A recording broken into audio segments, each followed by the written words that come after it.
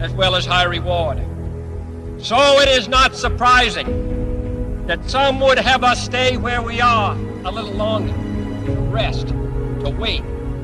But this city of Houston, this state of Texas, this country of the United States was not built by those who waited and rested and wished to look behind them.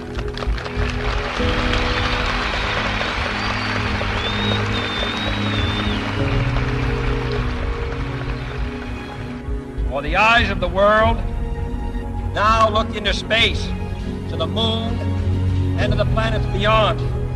And we have vowed that we shall not see it governed by a hostile flag of conquest, but by a banner of freedom and peace. The exploration of space will go ahead, whether we join in it or not. And it is one of the great adventures of all time. Those who came before us made certain that this country rode the first waves of the Industrial Revolution, the first waves of modern invention, and the first wave of nuclear power. And this generation does not intend to founder in the backwash of the coming age of space. We mean to be a part of it. We mean to lead it. Its hazards are hostile to us all. Its conquest deserves the best of all mankind. And its opportunity for peaceful cooperation may never come again. But why, some say, the moon? Why choose this as our goal? And they may well ask, why climb the highest mountain? Why 35 years ago fly the Atlantic? Why does Rice play Texas? We choose to go to the moon. We choose to go to the moon.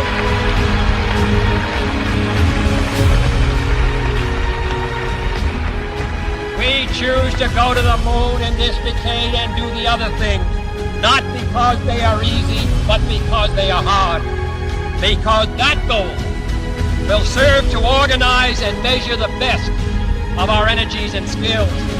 Because that challenge is one that we're willing to accept, one we are unwilling to postpone, and one we intend to win when the others do.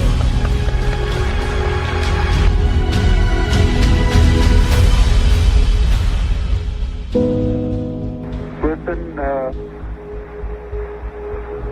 Tranquility Base here. The Eagle has landed. Roger, Tranquility. We copy you on the ground. You got a bunch of guys about to turn blue. We're breathing again. Thanks a lot.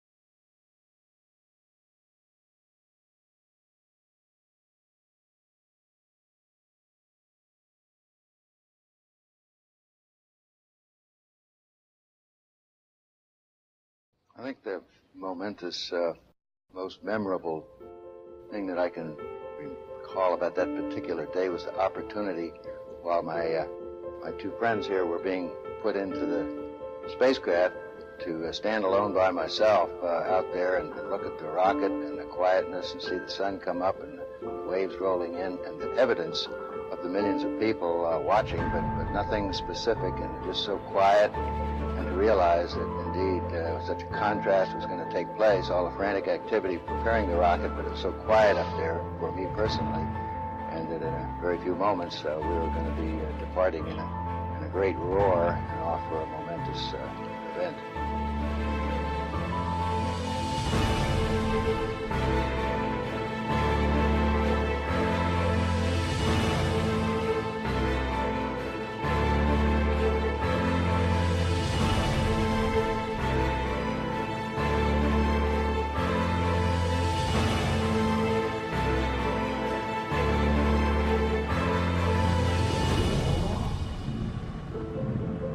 I thought we had a 90% chance of getting back safely to Earth on that flight, but only a 50-50 chance of making a successful landing on the first attempt. There's so many unknowns in that descending from lunar orbit down to the surface that had not been demonstrated yet by testing.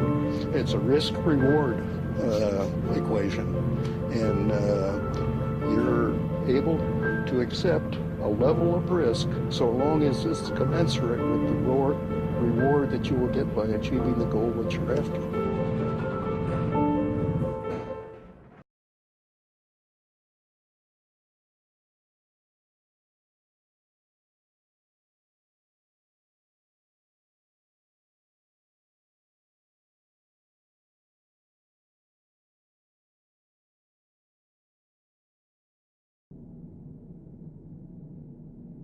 T-minus 1 minute, 35 seconds on the Apollo mission, the flight to land of the first men on the moon.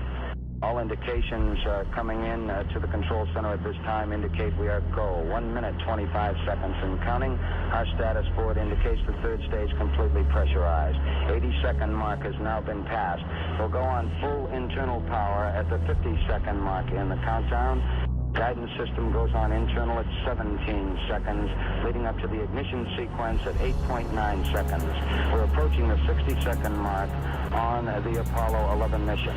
T-minus 60 seconds and counting. We passed T-minus 60.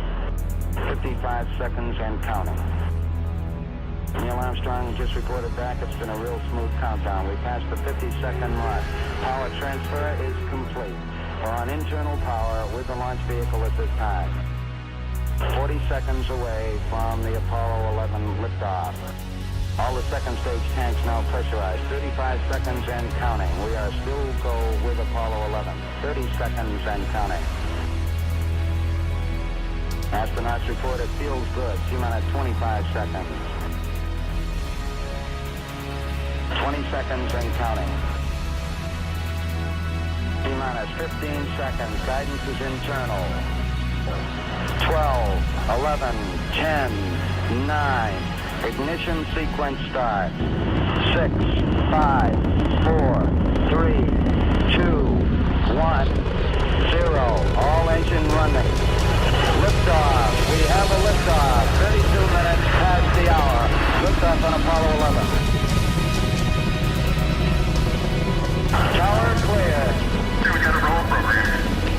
Neil Armstrong reporting the roll and pitch program, which puts Apollo 11 on proper heading.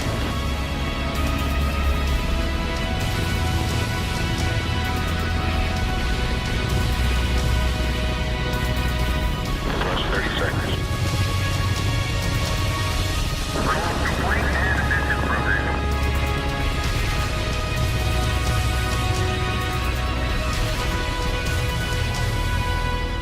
One round.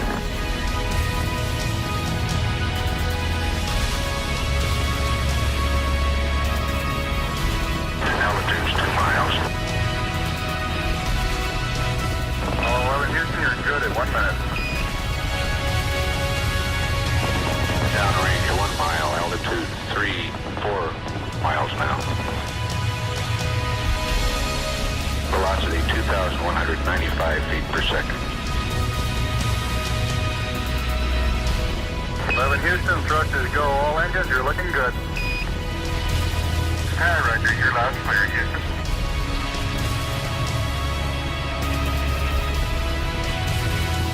We're through the region of maximum dynamic pressure now.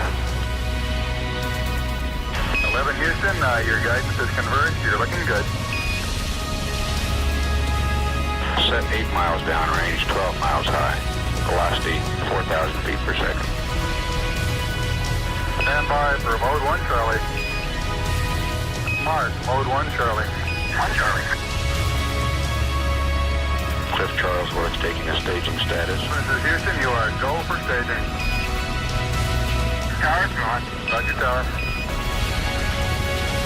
Board cutoff. Inboard engines out. I'm in board cutoff.